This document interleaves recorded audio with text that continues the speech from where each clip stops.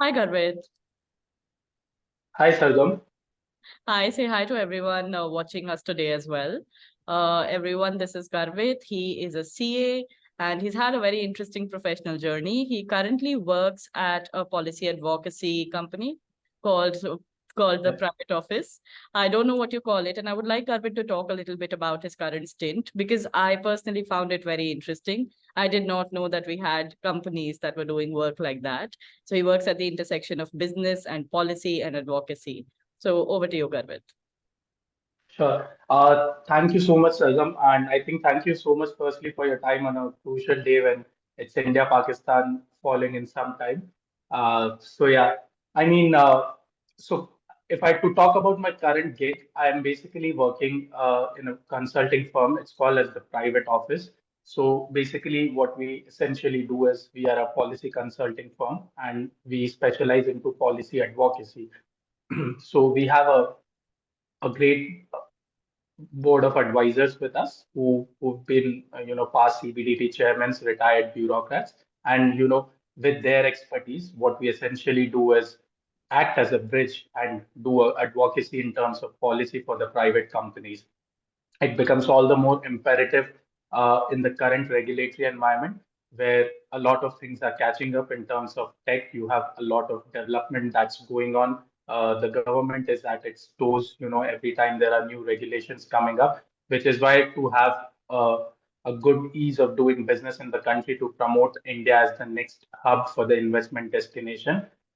That's where we come in and act as a bridge between the private companies, helping them to resolve the issues and basically raise their voice with the government. Sounds good.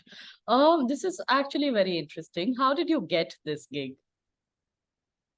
Sure. So I think I would like to credit my civil services journey only for this. Uh, I somewhere down the line always had this nag of going for civil services because even when I had completed my chartered accountancy, it was always back in my mind that I have to someday prepare for civil services. That's because of the huge gamut of opportunities and the lives that you can really impact and have that real on ground implementation of those things. So that was always a motivation for me to work in this aspect. And I think one crucial thing which I realized when I was preparing for civil services is that, I earlier had the mindset that it's possible to contribute to all of this change and bring in some real change only if you're part of the government or only if you work as a bureaucrat, which kind of changed, when I What got about in deeper into and us? understanding this. Yeah. So, yeah, I mean, I realized that, it's not the case that only these people can make an impact. You could well be a part of a private company because all of this end of the day works at intersection. There is no body or no association which really works in isolation. So, essentially because everyone's intersecting and there is a lot of communication that happens up. So you can always have your voice, raised through these platforms. So that's how, I got into realizing that there are companies like these which essentially work for policy advocacy and bringing in policy level changes by working in very closely with government bodies and associations like that. Right. So, for anybody interested, are there more companies like this that you can name? A few more companies similar to yours? Sure, sure. I think there are a couple of companies. I believe policy landscape is currently a major evolving thing that's happening in India. There was a few years back, there was a major trend for management consulting. And because now, there is a larger awareness for that. So I believe policy and policy consulting is the next big thing coming up in India. That's because people are giving up more interest in areas where they'd like to know about global macroeconomic challenges, what's happening in and around the world. They are much more aware about the current affairs and stuff. So I believe there are a lot of think tanks and companies which are working in this space. So primarily, if you talk of the research think tanks, these could be somewhere like an ORF, Observer Research Foundation, or Samagra, or Sattva Consulting. All these companies are the ones which work in the larger space of public policy consulting. Apart from that, there are a lot of boutique consulting firms as well, like the one which I am working at. Apart from that, there is there is Chase India, and then you have APAC. So there are a list of these companies, and I mean, there are good people on LinkedIn who keep posting these stuff. their only target is to increase the public policy awareness in the country. So I mean, I see that as the next major thing coming up. Interesting, interesting. So you see policy roles as the next major thing coming up, or policy advocacy as the next major thing coming up?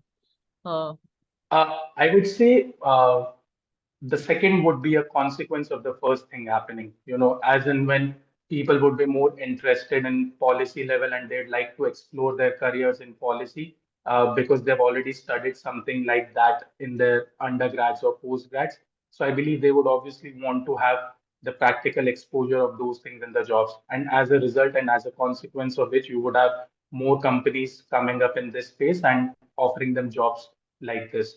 So essentially, it will then revolve around how skilled you are and how deep your understanding is with respect to these subjects. right, right. So as a public policy manager, what exactly does your role entail over here? Right. So, I mean, we have a good list of clientele where we are working on different policy aspects. So, we have a couple of major unicorns who we are helping with policy level issues. So, one of our clients is someone who recently turned into a unicorn.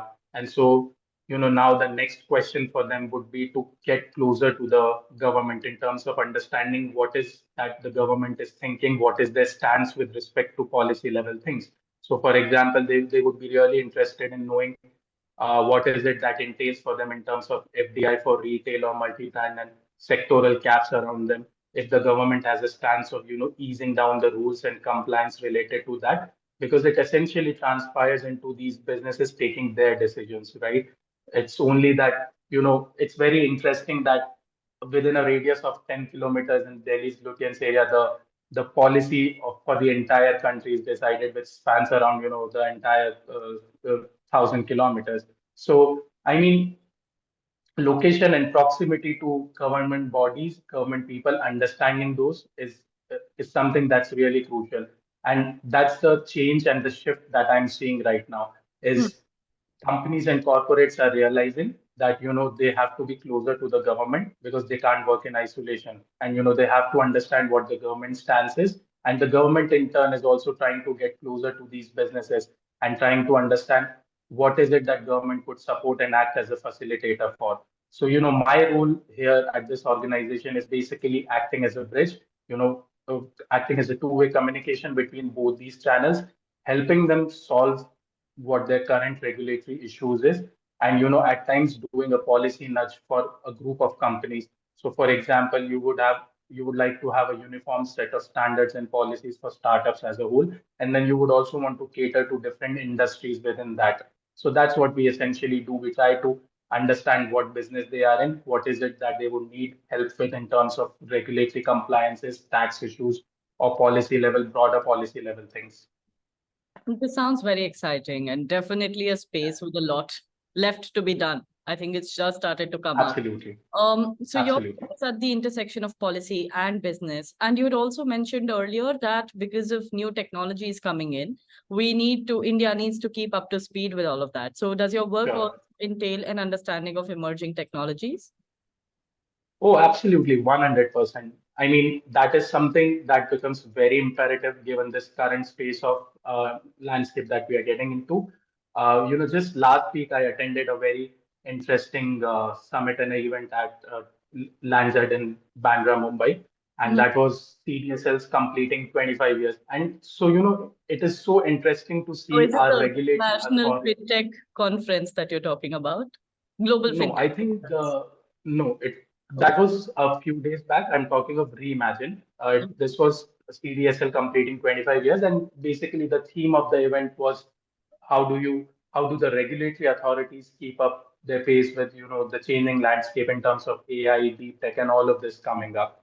So it's interesting how your regulatory bodies, which were once considered to be very laid back in terms of keeping them abreast with changes, they're becoming much more concerned and much more, if you like to say, much more effective in terms of knowing what is next coming up. And a lot of engagement is, happening with the concerned stakeholders because that's where the entire collective force is working towards, keeping up India at the next global landscape level. Hmm. So that's very interesting to know. that the government is now focusing and bringing in a lot of change with respect to nudging policy issues. Great. This sounds like a lot of very interesting work at the intersection of a Yeah, lot of diverse things that a UPSC aspirant also studies in science and technology, sure, and every day in your current affairs, absolutely. and mixed with your I politics mean, and policy issues. Yes. absolutely. Absolutely. So, I mean, the biggest reason why I'm loving what I'm currently doing is because, the one of the problems that we faced in our education system was the gap between what we studied in school versus what we were doing on the ground, right? And that's a major challenge that I heard for the longest time people facing in their engineering colleges or other courses as well. Why is this interesting is because you finally realize that, okay, whatever you studied for the civil services did not go a waste. You're still utilizing all of that knowledge, and it is coming in very handy in your practical day-to-day realities of the job. That's excellent. Actually, I would like to hear more towards the end of the interview how other people watching this who are interested in Sure. doing similar roles, what roadmap they can Mhm. follow. But before that, Absolutely. let's go to your stint before this, because I'm sure that would have helped you get your current stint. You were a policy consultant at the Ministry of Commerce and Industry. Now, what Yeah. was that like, and how did you get that stint? Was it one of those fellowships that the ministries launch, or was it a regular job that you applied for? Sure. So I think I like to credit that particular role or stint of mine for really changing the game and the direction of the work that I'm currently doing in. Because you realize that you are many years into the preparation. So I think I mean, for me, it wasn't much. It was just the second year of preparation, but I was already feeling very exhausted or saturated by then.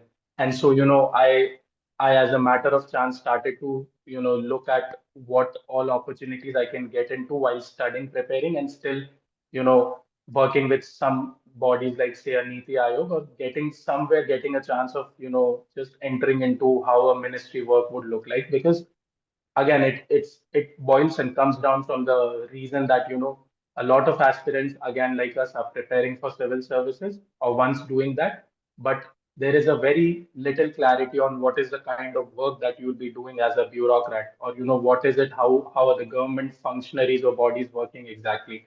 So that was my main motivation to understand, which is why I then researched, and I came across these interesting opportunities that now the governments are really opened up with having private people on board, because it's a win-win for both of them. You also get to get exposed and have an exposure of how the government really functions, and the government is also not bothered much because you're still not on a permanent payroll for them, but you still have that exposure. And most importantly, you can bring in a fresh and an outside perspective to the government, right? Mhm. So the government has a lot of these programs in terms of, say, policy internship, or a very famous young professional program, which I believe a lot of ministries are currently running. And apart from that, governments also hire private consultants. That could be through their industry associations, bodies, say a Quality Council of India, and many more such like that. So that's how I came across an interesting opportunity. I uh, happened to apply for this, and then there were a couple of rounds, interviews, assignments, all of that.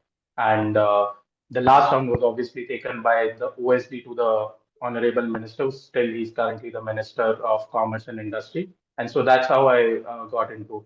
And we can then later discuss if you'd like to know what is the kind of work that I really did while my stint at the ministry. So yeah, that is how I got into this particular role.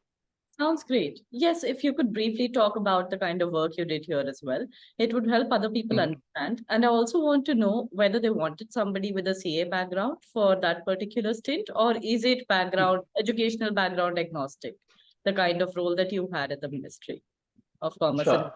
Uh, sure. So I think it works both ways. Uh, they would want some people as freshers also, who would still be ready to come and jump in if they really are excited to work with the government. On the other hand, government also wants a lot of professional people who already come with a set of skill sets, technical knowledge in the background. So they would always favor people like chartered accountants or lawyers, or people who have specialized and done masters in the public policy and stuff. So the government has different categories of how they would want to, have these people, and that's how even the pay and your other terms of conditions are also decided. Mhm. So that is how the government does it. It's not a one-stop thing. there's a tiered approach that they have with respect to this. And I mean, for anyone and for everyone who's watching this, I mean, there's no bar or barrier in terms of if you would want to enter into the government. It's just for you to figure out at what particular stage and level you would like to see yourself working with the government, right? So in terms of my work at the ministry, I think I entered into the ministry at a very interesting time where a lot of real good work was happening. And that was essentially the time when India did a lot of FTAs, the free trade agreements with the countries. So I think when I entered in, we were already doing negotiations with UAE. So that was the time when a couple of months down the line, we rolled on to the India UAE FTA. And, looking at my profile and stuff, because the minister was really impressed. So he took me into the core policy team of his. That's basically the OSD to the minister and a couple of bureaucrats ranging from IAS and IRS officers. So that was, I mean, a Can I, great opportunity. yeah, Sure, can I stop you there for a moment? What about your profile particularly did the minister like? sure. So I think he basically liked that being a chartered accountant, I already had the finance skills, the nudge for the numbers. I think, particularly for a commerce and industry ministry, they would prefer and want someone who has love for numbers and has those number crunching skills. Yeah, so just by the virtue of being a CA, because I'd worked with KPMG, I understood how the things really work, how do you interpret and go about analyzing the numbers and stuff. So that skill coupled with my civil services background, because I mean, the best thing that civil services could do is, build your perspective around everything because you read and you study so much that now you have an opinion on almost everything. Right? So that's the best thing that civil services do. So I believe, yeah, a combination of this perfectly worked in my favor, which is what impressed the minister as well. Right, right, which is why I wanted to know, because I felt that the civil services preparation might have had a role to play over there, because people Absolutely. in that space often actually value the fact that you've prepared for it and you understand where they're coming from and you can talk their language. Sure. So in some Right. professional spaces, like with bureaucrats and ministers, even preparing is something that is respected. So especially if you can Absolutely. bring that knowledge forth in your interviews. And Absolutely. 100% agree, sir. yeah, yeah, I excellent. mean, yeah, No, please tell me. no, no, I was just saying that was this your first stint after your UPSC gap years? How many years of gap did you have? That's what I wanted to know. So, uh, if I had to talk and take you through my experience, I qualified as a CA in 2017. I worked 2 years post qualifying as a CA. That was my role in finance as well. I first worked with Bharat Petroleum as a finance management executive, and then I switched to the private sector and worked with Johnson and Johnson again as a finance executive. And then 2019 is when I decided to, prepare for civil services full time because I was not getting enough time along with my job. So 2019 is when I started preparing, and then you had those lockdowns and all of that happening. 2022 is when I precisely joined the ministry and all of that. So if you to calculate on a rough basis, this would be somewhere around 2 to 3 years of a work gap. But I'm glad I could justify it, and using the knowledge that I gained because of the civil services stint. Yeah, excellent. You were saying something before that. Yeah, so I was just saying that my experience at the ministry was quite interesting because of the work that I really did. So I worked at the India UAE negotiations. Post that, once this was done, I was working at the India Australia FTA, the early harvest agreement that we entered into. And so, it was just such a surreal moment to, just be sitting in a closed room with the minister and the bureaucrats deciding India's policy of how things would shape up between two countries. That's pretty much how your next 15, 20, 25 years are decided basis what you think. And it's so interesting to see that the negotiations are not done on a macro level, but you understand and analyze and go through each and every line item. And you have to think so closely as to what would work in India's favor, what is something that's going to be sensitive to India's stakeholders and that you would like to keep out of those agreements for as of now. So I mean, yeah, this is something that's a very surreal moment and a surreal experience that I had in the ministry. yes, so you got to experience what much more senior IS officers around you would be getting to experience. Yes, So I true, can, absolutely. yes, yes. So I like how throughout your post UPSC career, you've been able to integrate your UPSC learnings into both of your stints. And I'm guessing going forward, you would just become more of a specialist at the intersection of policy and business. You will be sought out more. Yes. What are some other ways that you think people watching this interview today can plan their Mhm. career in a similar way? What kinds of opportunities, apart from the young professional programs or internships at ministries you mentioned about, do you see them being able to take, especially if they're not CAs? So we can club it into two distinct categories: one for the CAs Sure. and one for people who are not CAs. Sure. I think I'll so the first one for the CAs, and I'll talk of the professionals in general. Somebody who has a professional qualification could be a CA, CS, or a lawyer, or even someone holding a master's in public policy. I would say for them, it would be much easier to get into this particular space, and because just by the virtue of having educational qualifications, their credentials are much better, and the odds of you entering and working into this space is much more better. I think apart from the internships that happen at the ministry, there are a lot of opportunities which are now coming up, not only with the government, but with the private sector as well. If I had to talk about government, it would be a national career service portal, which the government has, wherein all the kinds of opportunities ranging from internships to your part-time to your full-time roles are listed ministry-wise. So, it's not only that you don't have much options, but you could eventually decide where is it that you would want to take your career ahead. Because one thing that I realized with public policy is that it's a game of specialization, but only a few years down the line. And Hmm. that's what civil services is also essentially, right? I mean, you are taught so much and you study so much because so that you can build a perspective and you can work in different areas for a few years down the line. And then, depending upon what's your calling and what is it that really excites you, you build a career out of specializing in that particular area. So, for anyone would like to start their career in a policy, I would say uh, they should be going for such roles and internships, irrespective of being in a government or a private sector, where they have a more holistic experience of understanding and touching upon different areas, ranging from education, health, urban mobility, transport, sustainability. That's majorly what we study in the civil services. So it would be best if you could have an practical exposure of doing these things in your job. And yeah, that would be the best thing to do. So in terms of, I mean, your government internships and all of those keep happening, and the government is really hiring all of that. For example, if you to talk about the professionals like CACS lawyers, ministries like commerce and industry, corporate affairs, finance ministry, they would be your preferred areas where you like to go. But for someone who has, more on the social aspect and the social impact side of it, they could, target areas like women and child development, or health ministry, education ministry, all of that. The opportunities are humongous.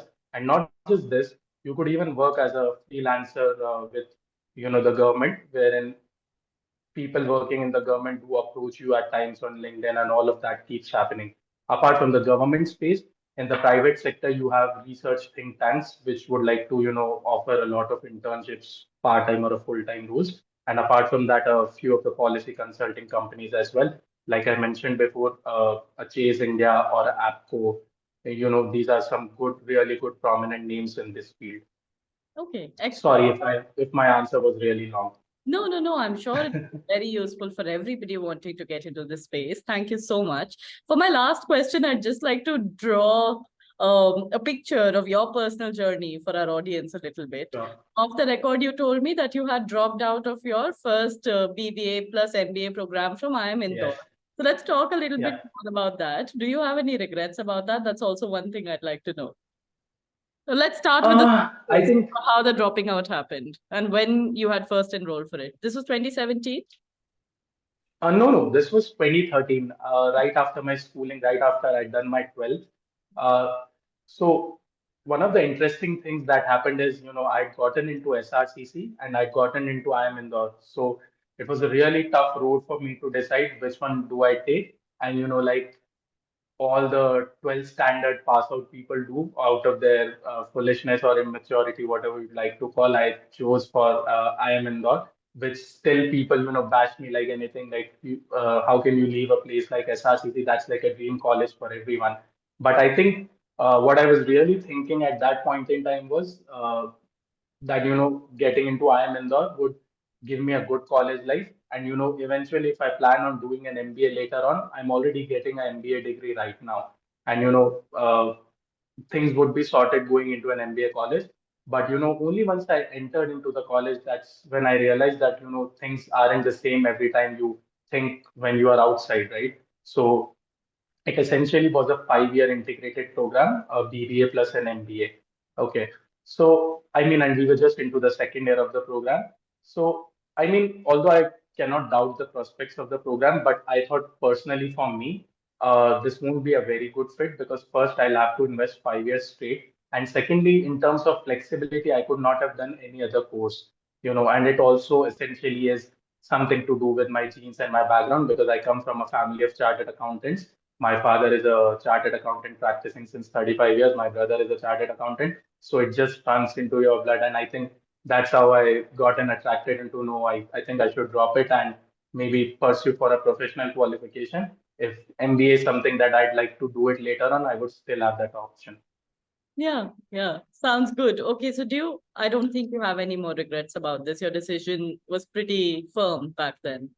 Did you go to SR? Oh, no, so interestingly, I didn't go to SRCC. I didn't go to IIM Indore. Both of those things got behind me.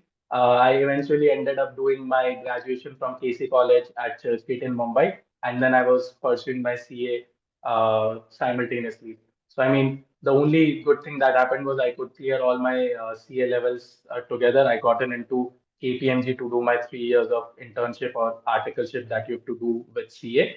So I mean, if you to ask me this question a few years, maybe it back in 2015, 16, I still regretted it till a couple of years. But I think only as I explored and as life unfolded for me, that's when you grow, you mature, and you realize that some things are meant to be happening the way they are. And so I believe currently and presently the kind of times we are in, the opportunities are humongous. And so, I mean, there's little to be regretted. And, there are only more opportunities because it's no longer a very straight or a clear path that's defined by the society or the norms now. You could carve your own life, you could carve your own path, your own career. And I mean, that's the beauty of it. So, I yeah, don't no more regrets now. I don't think you could. In fact, I think you will have to. I don't think there is another option in times like these, especially with the Yeah, kinds of technological changes we are seeing and the mass layoffs we're absolutely. seeing in the tech space. Simultaneously, in Yeah. the civil services, you are seeing more and more lateral entries opening up and the number of direct True. recruits reducing over the years slowly. And so I Yeah. think, And I think the biggest change and the shift which is happening is from your traditional qualifications to now a much more emphasis being laid on having the right kind of skills. So, correct. I mean, it's great to know that we are slowly transitioning into a skills-based industry because if you compare ourselves to the developed countries, say in US or Europe, they have a major skilled workforce, which we are still lacking at, right? So I think the next good thing for India would be to have a major focus on having each and every individual skilled. And I think that would come right from changing our things in the education system because all of that starts when you're still young in school, right? So it would be great if we could have more practical oriented subjects in school, which I believe the new education policy is already focusing a lot on. So, a lot more focus on how you would manage your personal finances, taxes, money. Now, this is something that they don't really teach us even in the colleges. So, if only our curriculum becomes much more practical oriented, much more to do with what you would face when you go out there really in the space there. I mean, that's when we'll be really able to be where India really wants. Yep. Sure, Garvit. Thank you. I would just like to add to that I think individuals themselves have to now be willing to go through a lot of trial and error before landing on the right things for Mhm. them. And nobody can Yeah, afford to stop learning. Nobody can afford to stop building their skills, like you said, since we are transitioning into a absolutely. skills-based economy. And I think it's not just skills that matter. Apart from skills, it also has to be that people have to see your skills. Hindi में बोलते हैं ना, जंगल में मोर Hmm. नाचा किसने देखा. So Correct. that's also a very Totally. big part, which is one problem I have with the UPSC. It's such a solitary journey that you block yourself Hmm. out from any serendipity or any incoming opportunities that might otherwise have come your way. True. Anyway, on that note, Garvit, thank you so much for your time on a Saturday when there is an India-Pakistan match that you're really looking forward to. So I will let Yes. you now to go and watch that match and get ready for it before the match. Anything, any last Thank thing you so you have much. for the audience? Sure. I mean, the only thing that I'd like to say for the audience is while you're still preparing for UPSC, it would be good to do something which is much more productive apart from, just spending your entire time with books, say going for a part-time internship or gaining real-time skills and exposure, because that is something that will really help you, and that can also act as a plan B, suppose God forbid you do not get into civil services. So my only urge for the audience would be, not just to it's good that you're chasing goal, and it's great if you get into civil services. You could really do a lot of good work out there, but I would say, you should also not, as like you mentioned, you should not be in solitary confinement and isolation, but uh, as the myth said, just keep and lock yourself in room. I don't believe in that. You should still be out there in the world, experience all of that, have good exposures, and most importantly, build real-time practical skills, because that is something that would help you in life ahead. Thank you. Thank you so much, Garvit. I 100% agree with that. All right. Bye-bye. All right, thank you, Sargam. Thank you for having me on this platform, and it's my honor, and really glad to be on this platform and share my thoughts. All the Thank you. best. Thank you. I learned a lot from our conversation today as well. I will, in fact, get back to you to ask more about these kinds of careers so that we can have a Sure. detailed roadmap for people who want to get into such careers. Absolutely. Anytime, anytime. Thank you. And cheer for India, and hopefully India wins today. Let's hope so. All right. We'll know in a few hours. Okay. Okay, bye-bye. Sure. Thank you. Bye bye.